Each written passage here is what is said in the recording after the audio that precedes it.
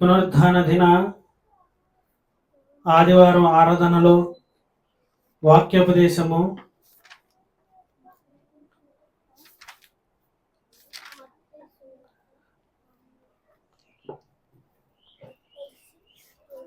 వాక్యం చదువుకుందాం. మత్తయి సువార్త 6వ అధ్యాయము 22వ వచనం.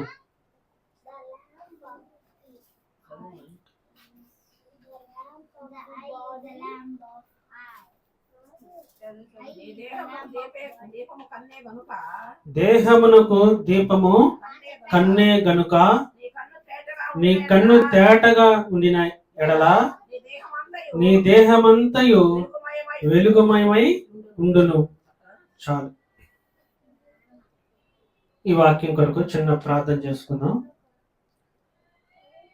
స్తోత్రము స్తోత్రము స్తోత్రము స్తోత్రము స్తోత్రము నాయన, ప్రేమగల తండ్రి, నీ కొందనాలు స్తోత్రాలు నా ప్రభ.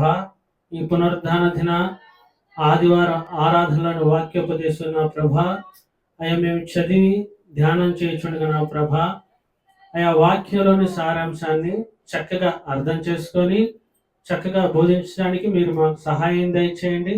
మహిం పొందమని మా ప్రభు అయిన యేసు క్రీస్తు నామములో స్తుతించి ప్రార్థించి అడిగి పెట్టుకుంటున్నాము తండ్రి.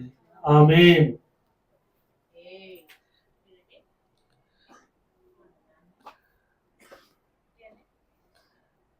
ఈ వాక్యంలోని సారాంశం ఏంటంటే, దేహమునకు దీపము కన్నే గనుక నీ కన్ను తేటగా నుండిన ఎడల నీ దేహమంతయు వెలుగుమయమై ఉండును. దేవుని వాక్యం చదివేటప్పుడు కొన్నిసార్లు కొన్ని మాటలు పలుకుతూ ఉంటారు. దేవుని వాక్యం ఏంది? సజీవమైనది, జీవము గలవదై నిలుచును.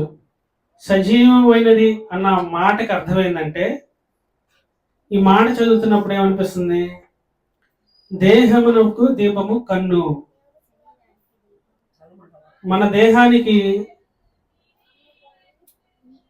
కన్నే దీపం. దీపం అంటే ఏంటంటే రక్షణ. దీపం ఉందంటే దానికి ఆపోజిట్ మాట కూడా ఉంటుంది, అంటే చీకటి కూడా ఉంటుంది. ముందు మనం దీపాన్ని గురించి మాట్లాడుకుందాం, దీపాన్ని గురించి మనం ధ్యానం చేసుకుందాం.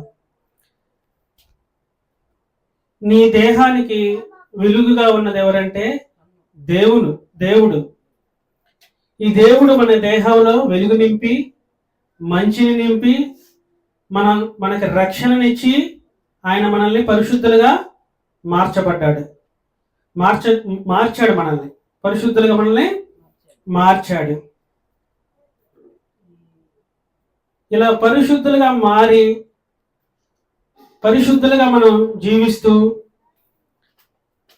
పరిశుద్ధులుగా నిలబడి మనం ఆ పరిశుద్ధతని అనుభవించాం. మనం చాలాసార్లు ఎలా అనుభవించామంటే, మనకి దర్శనాల ద్వారా ఎన్నో మహిమలు రక్షణ పొందిన వాళ్ళు అనేకులు చూస్తుంటారు.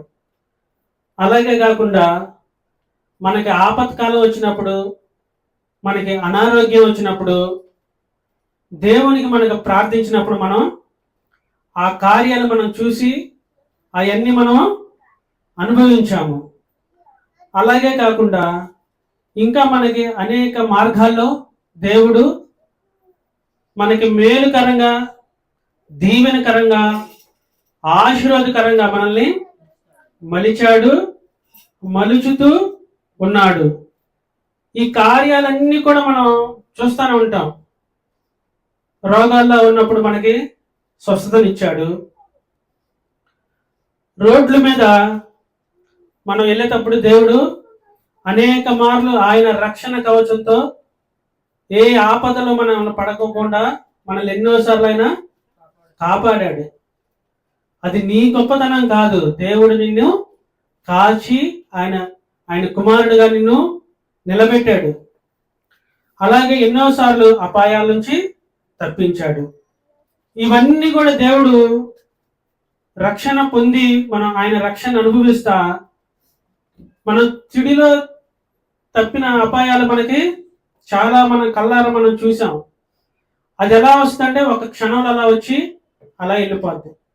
ఈ సమయంలో నీ చేతిలో ఏది ఉండదు. అది కన్ను మూసి కన్ను తెరిచేసరికి అంతా జరిగిపోయి ఉంటది. అసలు మనకేం జరిగిందో కూడా మనకి తెలియదు. ఆ సమయాల్లో కూడా దేవుడు మనకి అండగా నిలబడి ఆయన మనల్ని కాచి ఎన్నో మేలులు చేశాడు. వీటన్నిటికి కారణం ఏంటంటే నీ కన్ను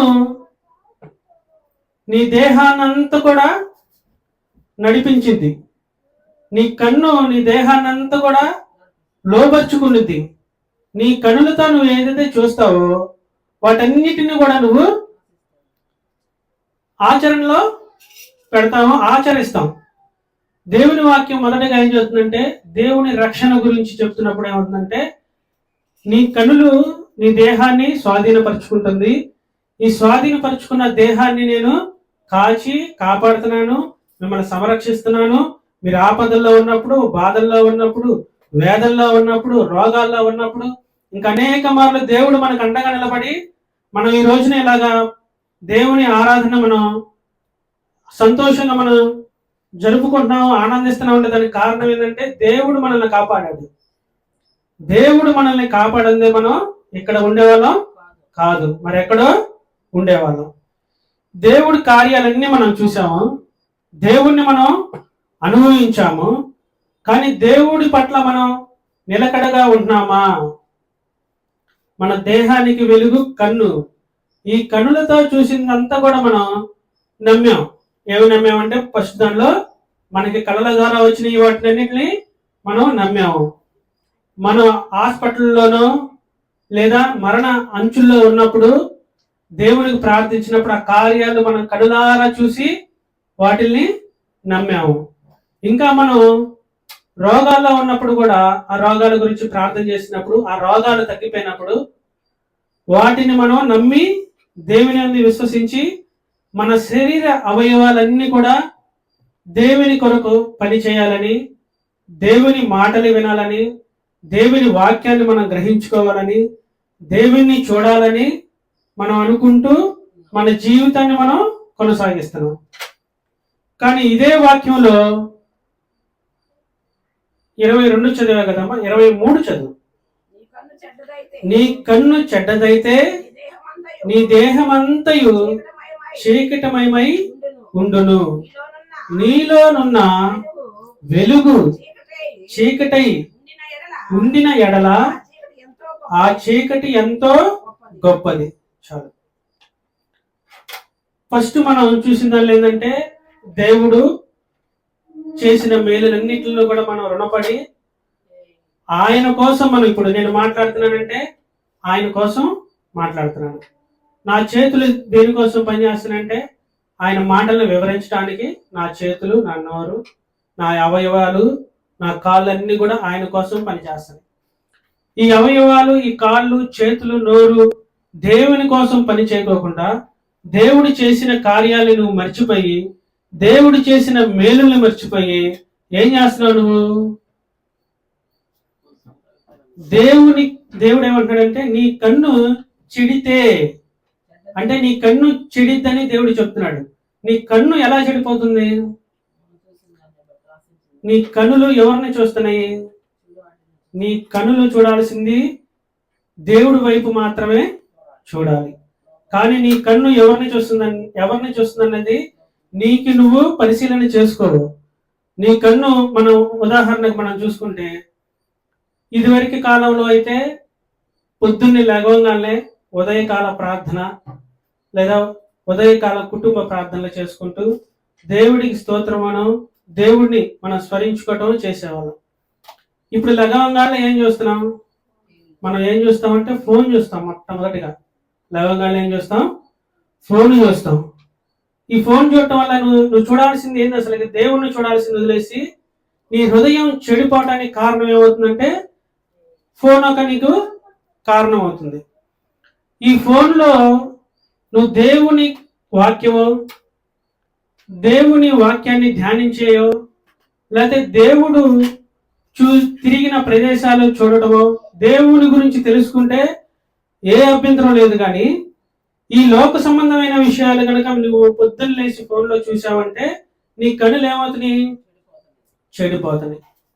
ఈ కనులు చెడిపోవటం వల్ల ఏమవుతుందంటే మన హృదయం పాడైపోతుంది.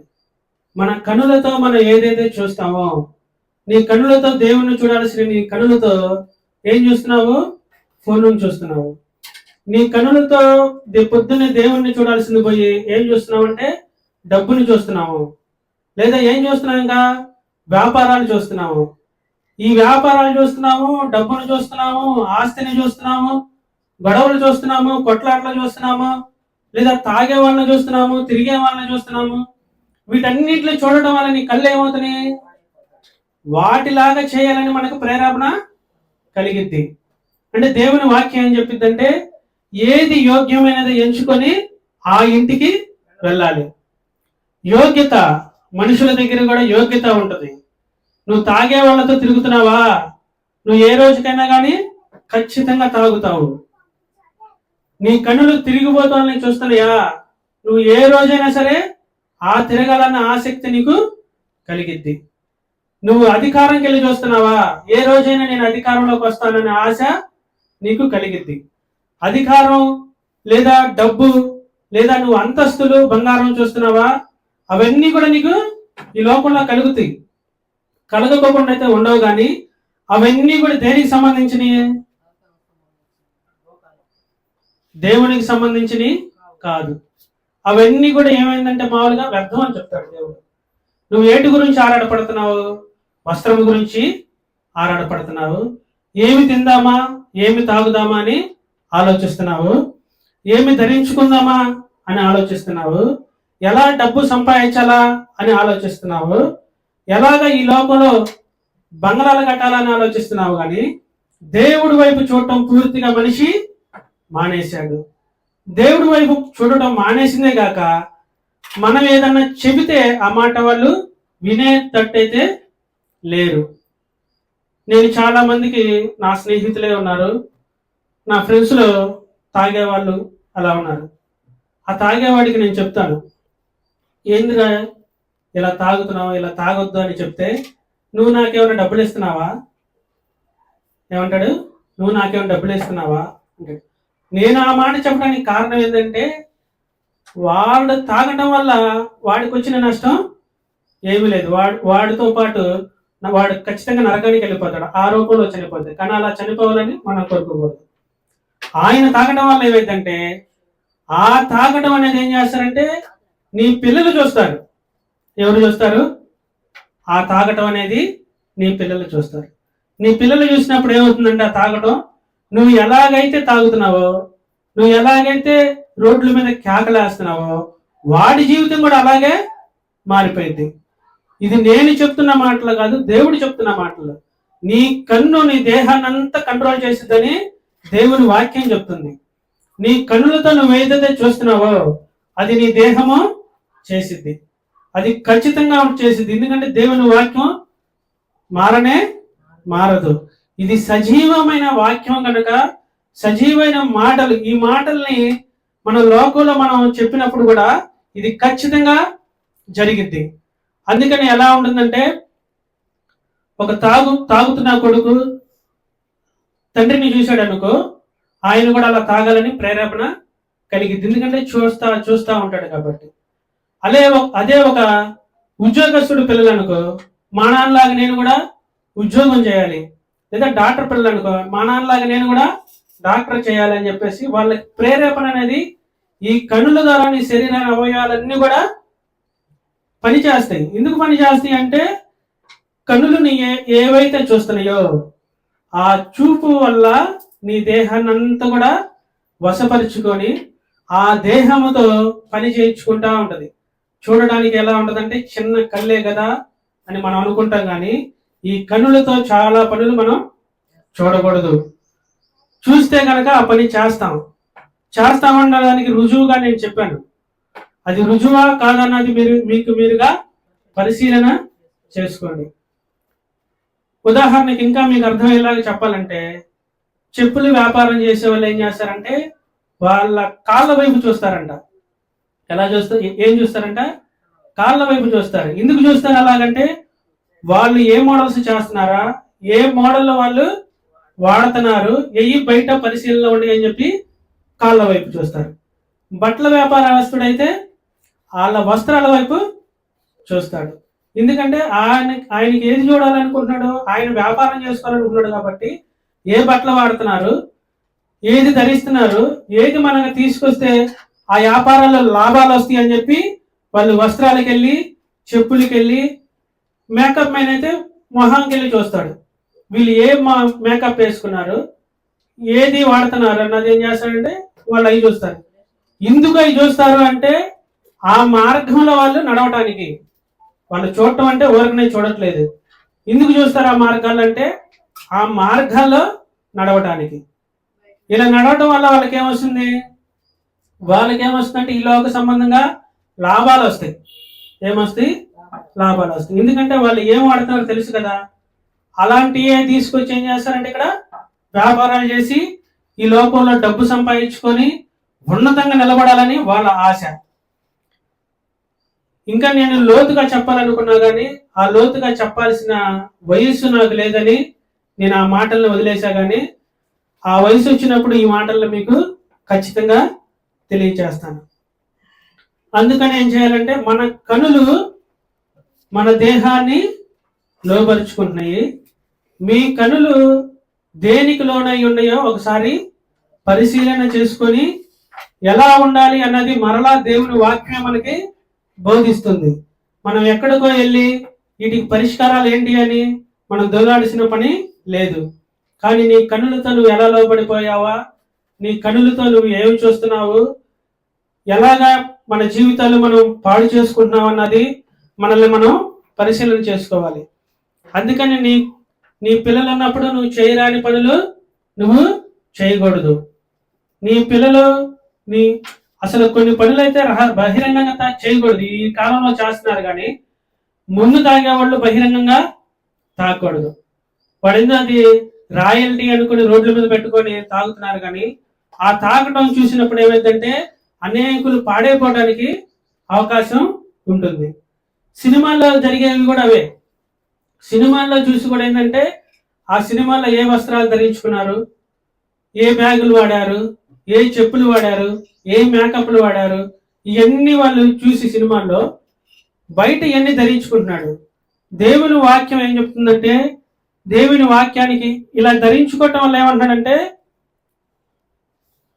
ఆ చీకటి ఎంతో గొప్పది. దాని అర్థం ఏంటంటే చీకటి ఎంతో గొప్పది అంటే మంచిదని దాని అర్థం. ఇప్పుడు మనం గొప్పదాని గురించి ఏం చెప్తాం? ఇది ఎంతో గొప్పది అంటాం. అదే ఇక్కడ ఏమని రాయబడి ఉందంటే ఎంతో గొప్పది అని రాయబడి ఉంటే దానికి అర్థం ఏంటంటే దాని ఆపోజిట్ మాట అది ఎంతో భయంకరమైనది. నువ్వు ఒకవేళ తప్పిపోయి దేవుడు చేసిన మేలులన్నీ కూడా అనుభవించి దేవుడు చూపించిన మార్గంలో నడుస్తా వెళతా ఉండి ఈ లోకంలో జరిగే వాటిలన్నిటిని మళ్ళీ చూసి నువ్వు ఒకవేళ ఆ చీకట్లో గనక చిక్కుకుపోయి ఉంటే ఆ చీకటి ఏమన్నాడు? ఎంతో గొప్పది అంటే దాని అర్థం ఏంటంటే భయంకరమైనది. అంటే నీ జీవితం ఎంత భయంకరంగా మారబోతుందో ఒకసారి జ్ఞాపకం చేసుకో. తర్వాత చదవమ్మా అదే వాక్యంలో 6:24 చదవమ్మా. ఎవడను ఇద్దరు యజమానులకు దాసుడుగా ఉండనేడు. అతడు ఒకరిని ద్వేషించి ఒకరిని ప్రేమించును, లేదా ఒకరిని పక్షముగా నుండి ఒకరిని తృణీకరించును. మీరు దేవునికి సిరికిని దాసులుగా ఉండనేరరు. చాలమ్మా.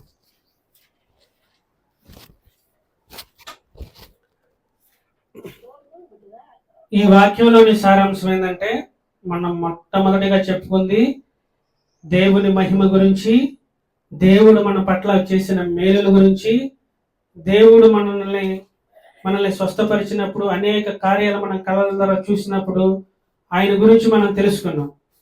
రెండో దానిలో ఏంటంటే, అలా అన్ని మనం అనుభవించి కూడా మరలా మనం ఏం చేస్తున్నాము, ఈ లోకంలో ఉన్న ఆశలకి మన కళ్ళు వాటిని చూసి మన శరీరం అంతా కూడా లోపరుచుకుంటుంది. ఈ లోపరుచుకుంటుంది అనే అర్థానికి ఆ కింద వచ్చినలో ఏమి రాశాడంటే, మనిషి ఒకళ్ళే కానీ వాళ్ళకి ఎవరు ఉన్నారంట, ఇద్దరు యజమానులు ఉన్నారంట.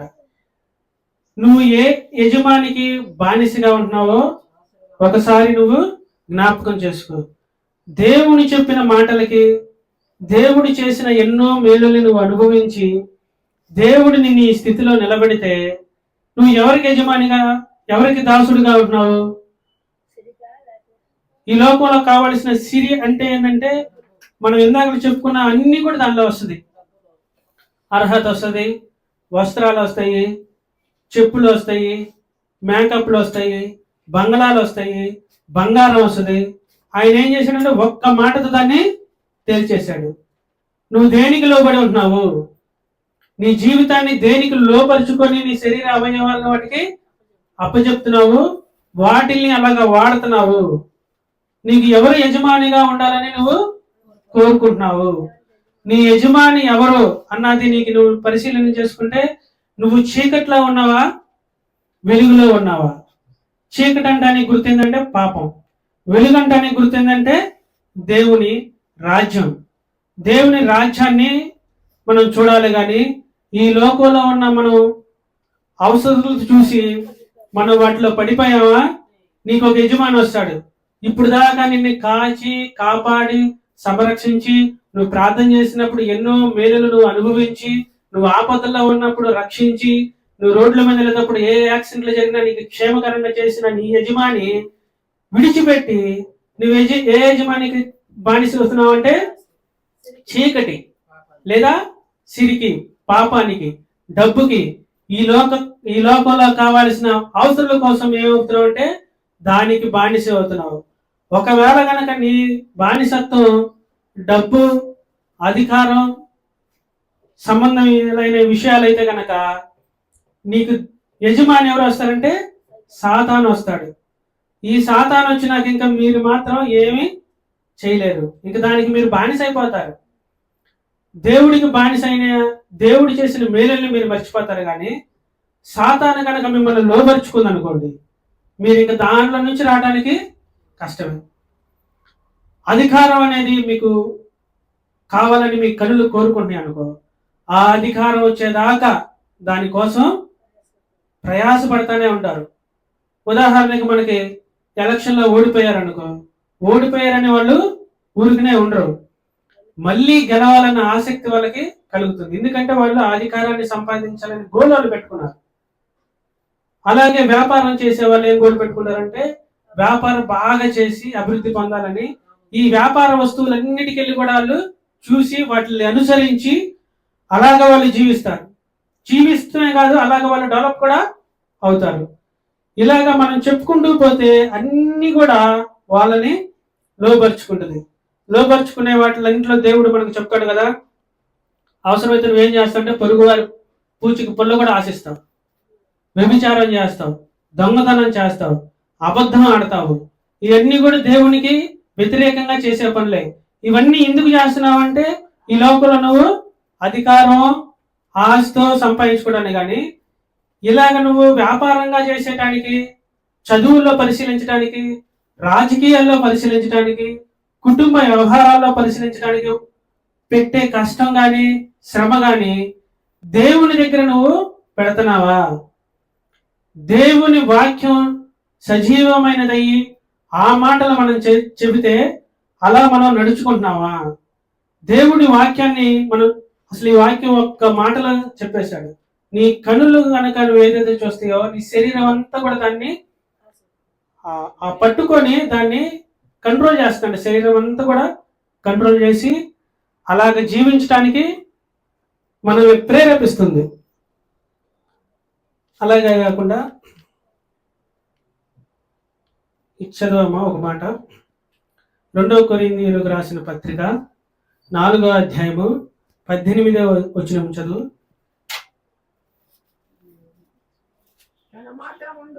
క్షణం 4:18.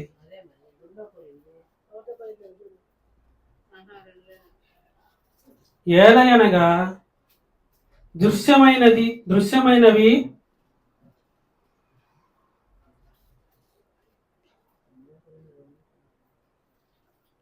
ఆ మాట చదువు. సరే నేను చదువుతాను, వినండి. ఏలయనగా దృశ్యమైనవి అనిత్యములు, అదృశ్యమైనవి నిత్యములు. అంటే ఈ మాటకు అర్థం ఏంటంటే, కనిపించే వాటి మీద కాక కనబడని వాటి మీద మాత్రం మా దృష్టి ఉంచుతుము. కనిపించే క్షణికాలము, కనబడనివి అనంతము. ఈ మాటకు అర్థం ఏంటంటే, ఇప్పుడు మనం వాక్యాన్ని మనం బోధించుకున్న వాక్యం మొత్తం కూడా ఏంటంటే ఈ మాటకి లోబడి ఉన్నాయి. ఏంటంటే దేవుని వాక్యాన్ని, దేవుని రాజ్యాన్ని గురించి మనం చెప్తే ఎవరికి అర్థం కాదు. కానీ ఇక్కడ మాటకు అర్థం ఏంటంటే, కనిపించేది నిలబడింది, కనిపించేది క్షణికము, కనబడింది అనంతము. ఈ కనిపించే అన్ని కూడా మనకేమవుతుందంట, క్షణికంలో మాయమైపోవచ్చు. ఏం మాయమైపోవచ్చు? ఈ లోకరీత్యా మనం ఏం చేస్తామంటే, ఒక మనిషిని చూసి చక్కగా మేకప్ వేసుకొని వస్త్రాలు ధరించుకొని వస్తుంటే ఎలా ఉంటామంటే, మనం కూడా ఏదైనా ఫంక్షన్ అన్నప్పుడు గంటల దానికి కేటాయించి మనం ఏం చేస్తాం, చక్కగా మేకప్ అయ్యి మంచి వస్త్రాలు ధరించుకొని అందరి ముందు ఎలా ఉండాలంటే చక్కగా నీట్గా కనపడాలని మనం ఆశపడతాం. ఇది కనిపించేది. ఇది కనిపించేది కానీ ఇది ఎలా ఉంటుందంట, క్షణికము. ఎలా ఉంటుందంటే అది క్షణికమే. అంటే అప్పుడు వర్షం రావచ్చు, లేదా ఎండకి చెమట పట్టి మొత్తం పావచ్చు, లేదా ఆ సమయంలో మనకి ఇంకా ఏదైనా సందర్భాలు జరిగి, లేదా మనకి అసలు వెళ్తామో లేదో కూడా మనకు తెలియదు. కానీ దీనికోసం, ఈ కనిపించే దానికోసం మనం ఏం చేస్తాం, చాలా ప్రయాసపడి సిద్ధపడతాం. కానీ ప్రయాసపడచ్చు, సిద్ధపడచ్చు, కానీ వాళ్ళని చూసి నువ్వు అలాగా తయారవచ్చు. కానీ అది ఎలా ఉంటుందంట, క్షణికమే. నువ్వెంత తయారైనా సాయంత్రానికి నీ మొహం వాడిపోవాల్సిందే. ఎంత నీటిగా వస్త్రాలు ధరించుకున్నా సాయంత్రానికి నీ వస్త్రాలు మాసిపోవాల్సిందే. ఎంత శుభ్రంగా మనం శరీరంతో సబ్బుతో స్నానం చేసినా సరే సాయంత్రానికి చెమట కంపు కొట్టాల్సిందే. వీటి కోసం ఈ కనిపించే వాటి కోసం మనం ఏం చేస్తున్నాము, ప్రయాసపడుతున్నాము, ఆశపడుతున్నాం అలా ఉండాలి. ఇంకా ఏముంది, కనిపించాయి ఆస్తి కోసం కూడా. ఇందాక మనం చెప్పుకున్నాం కదా, ఇవన్నీ కనిపిస్తాయి. బహిరంగంగా మనకి ఆస్తి కనిపిస్తుంది. అంటే బంగారం కనిపిస్తుంది, కార్లు కనిపిస్తాయి, బిల్డింగ్లు కనిపిస్తాయి. ఇవన్నీ కూడా ఏమవుతుంది, దేవుని వాక్యం ఏం చెప్తుంటే క్షణికము. అంటే ఇవన్నీ కూడా కనపడవచ్చు, కానీ అవన్నీ కూడా ఉంటాయన్న నమ్మకం లేదు, మాయమైపోవచ్చు. ఇలా ఇందాక మనం చెప్పుకున్నాక అధికారం కోసం ఆయన అన్ని సంవత్సరాలు ప్రయాసపడి కష్టపడి ఉన్నా కానీ అధికారం పోవడానికి ఏవైతే ఒకరోజు ఎలక్షన్ అయిపోతే క్షణికమే. లెక్కింపుల లాస్ట్ లో ఒక ఓటు తేడా వచ్చిందంటే ఆయన పోరాడిన ప్రయాస అంతా కూడా వ్యర్థమైపోయి అధికారాన్ని ఆయన పోగొట్టుకుంటున్నాడు. క్షణికంలో అవి పోగొట్టుకుంటాం. ఇంకేముంది, మరణం. మనం ఏం చేస్తామంటే, మనం బ్రతకటం కోసం చాలా ప్రయాసపడతాము, మంచి ఆహారం తీసుకుంటాము, ఇంటికి చక్కగా ఏమేం కావాలో ఏసీలు, మనం సుఖపడటానికి కావాల్సిన సమస్తం కూడా సమకూర్చుకుంటాం. కానీ మరణం ఎలా ఉంటుందంటే క్షణికాలము. నువ్వు ఎంత సంపాదించుకున్నా, ఎన్ని అధికారాలు కూడబెట్టుకున్నా, ఎంత డబ్బు బిల్డింగ్లు కట్టుకున్నా ఏమవుతుందంట, క్షణికాలంలో అది రెప్పపాటులోనికి అలా వచ్చి అలా వెళ్ళిపోయింది. మరి ఇన్నాళ్ళు ప్రయాసపడ్డాం ఈ దేహం కోసం, చక్కగా మేకప్ అయ్యాము, స్నానం చేసాము, బట్టలు వేసుకుంటున్నాము. ఆ శరీరం కోసం మనం ఎంతో ప్రయాసపడుతున్నాం. అధికారాల కోసం ప్రయాసపడుతున్నాం, డబ్బు కోసం ప్రయాసపడుతున్నాం, ఇంకా ఈ లోక సంబంధమైన విషయాలన్నిటి కోసం మనం ఎంత ప్రయాసపడతామంటే ఇంకా చెప్పుకోలేము అనమాట. అంత అన్నీ ఉంటాయి, అంటే సమయం సరిపోదు కదా, చెప్పుకోలేము మనం. అలాగే మరణం కూడా ఎలా వస్తుందంట, క్షణి కాలంలో అట్లా మరణం వచ్చి మనల్ని మింగేసి వెళ్ళిపోతుంది. ఏంది ఇప్పుడు దాకా బాగానే ఉన్నాడు కంటే ఒక్క క్షణంలో జరిగిపోయిందా. ఇలా చూసి అలా చేసేసరికి మనిషి లేడు, ఏమైపోయాడినా మాయం, ప్రాణం వెళ్ళిపోయింది. దేవుని వాక్యం ఏం చెప్తుందంటే, మీరు కనపడే వాటి గురించి మీరు పోరాడతారు, ప్రయాసపడతారు, భారం కలిగి ఉంటారు, కానీ కనబడని వాటి గురించి, కనబడని వాటి గురించి అంటే అనంతంగా ఉంటది, వాటి గురించి మీరు ఆలోచించరు. సరే, కనబడని వాటి గురించి నేను చెబుదామని మీకు అనుకున్నా, కానీ అలా చెప్తే మీకు అర్థం అవ్వట్లేదు. అంటే నాకైతే అర్థం అవుతుంది, కానీ పరలోక సంబంధాలైన విషయాల గురించి, పరలోక రాజ్యం గురించి, ఆయన రాజ్యంలో ఉండే దేవతలు, దేవదూతలు, మనం తరతరాలు యుగ యుగములు జీవిస్తామని చెప్పి వీటి గురించి చెప్తే చాలా మంది ఏమంటే దేవుని వాక్యానికి వాళ్ళకి మనసుకి గుడ్డితనం కలుగు చేసింది, కాబట్టి వాక్యంగా చెప్తే అర్థం అవట్లేదు.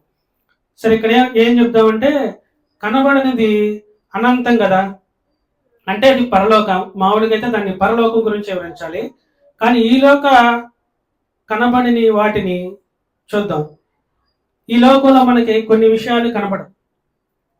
ఏం కనపడవంటే, మనకేమైనా చెప్తారంటే, మనకేమైనా ఒంట్లో బాగా అన్నప్పుడు ఏంటంటే, నువ్వు పలానా పలానా ఆహారాలు తిను, నీ ఆరోగ్యం బాగుంటుంది అని వాళ్ళు చెప్పగానే మనం ఏం చేస్తాం, వాటిలన్నింటిలో కూడా తీసుకొని వచ్చి మంచి ఆహారంగా మనం తింటాం.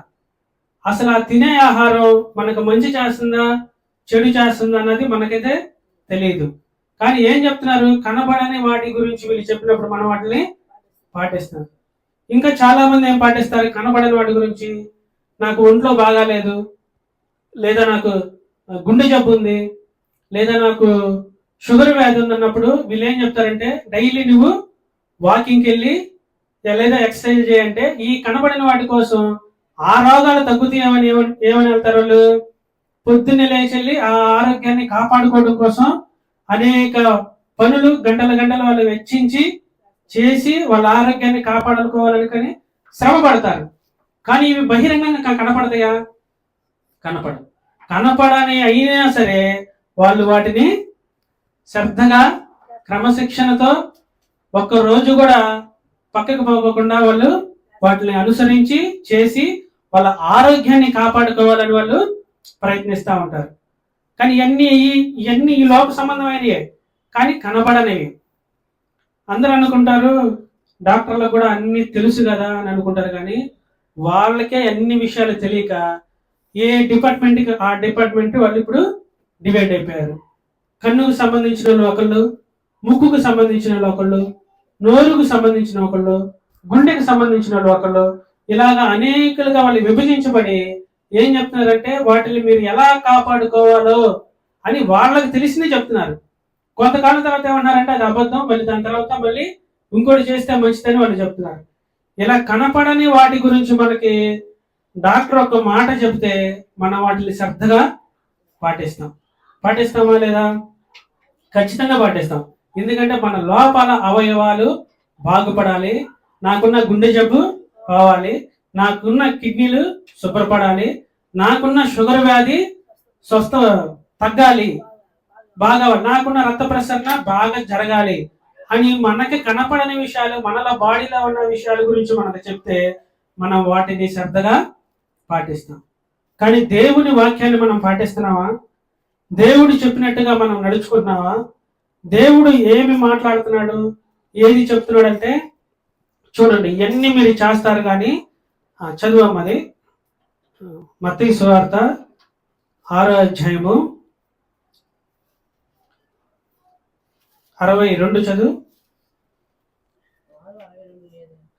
6:32 సారీ 32 అమ్మా, కాదు. ఇవన్నీ మీకు కావాలనని మీ పరలోకపు తండ్రికి తెలియను. కాబట్టి మీరు ఆయన రాజ్యమును నీతిని మొదట వెతుకుడి, అప్పుడు అవన్నీ మీకు అనుగ్రహింపబడును. చాలు. మనం దేన్ని వెతకాలంట?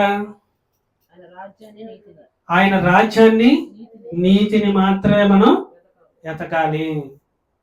ఆయన రాజ్యానికి కావలసిన నిబంధనలు, కట్టడలు మనం అనుసరించాలి.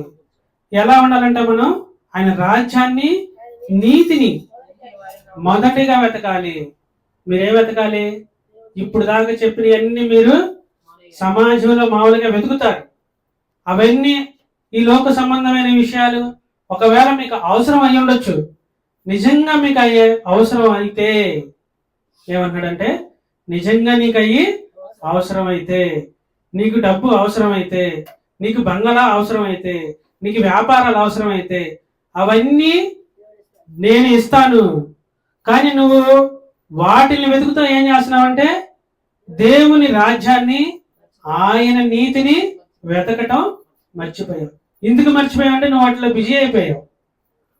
ఎట్లా బిజీ అయిపోయావు అంటే నువ్వు ఎక్కువగా నీ కనులతో దేవుని వాక్యాన్ని కానీ, నీ కనులతో దేవుడు చేసిన కార్యాలు కానీ, నీ కనులతో అంటే కలలో మనకి దేవుడు చేసిన మేలులు కానీ, కనులతో మనం కళలో దేవుణ్ణి చూసిన దర్శనాన్ని కానీ నువ్వు మర్చిపోయి దేవుడు చేసిన మేలును నీ మరణపు అంచులో ఉన్నప్పుడు నువ్వు దేవుడికి మొరపెట్టుకున్నప్పుడు నిన్ను కాచి కాపాడిన విషయాలు మర్చిపోయి నువ్వు దేన్ని వెతుకుతున్నావు?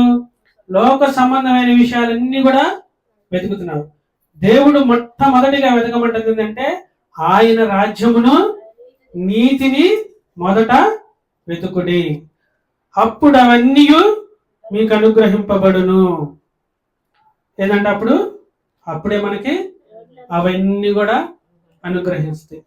నువ్వు ఎంతో శ్రమ పడతావు, కానీ ఇంట్లో మనకి ఏది కూడా పరిసరాలుగా ఏది కూడా మనకి అనుకూలంగా ఉండవు. నువ్వు బయటికి వెళ్ళేటప్పుడు నువ్వు చక్కగా ఇందాక చెప్పుకున్నట్టుగా వస్త్రాలు ధరించుకొని, నగలు వేసుకొని, మేకప్లు వేసుకొని మనం రోడ్ల మీద తిరిగి ఎంతో చేస్తాం తప్ప బయటికి కనపడేది కాదు.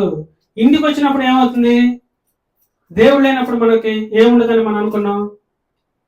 దేవుడు లేకపోతే మన జీవితాల్లో ప్రశాంతత అనేది ఉండదు. దేవుడు లేకపోతే మన జీవితాల్లో నెమ్మది అనేది ఉండదు. దేవుడు లేకపోతే మన జీవితాల్లో అసలుకి మనకి ఏది కూడా అనుకూలంగా మార్చబడదు. దేవుడు ఉంటే మనకేమవుతుందంటే నువ్వు ఎలా తిరిగినా సరే నీకు మేలుకరంగా నీ జీవితం మార్చబడింది. దేవుడు ఉన్నప్పుడు నువ్వు సంపాదించింది కొద్దిగా కావచ్చు. ఏమంటాడంటే నీ కొద్దిగైనా సరే నువ్వు సంపాదించుకున్నది నువ్వు నీ కుటుంబం కూడా క్షేమకరంగా, దీవెనకరంగా ఉంటారు. దేవుడు నీ దగ్గర లేకపోతే అదేదో అంటారు, సిల్లి సంచులో మనం సంపాదించిన డబ్బంతా కూడా సిల్లి సంచులో ఇస్తే అదంతా కూడా పోతానే ఉంటది. అలాగే మనకి ఎవరు ఉండాలంట? ఆయన నీతిని, ఆయన రాజ్యాన్ని మనం వెతకాలి.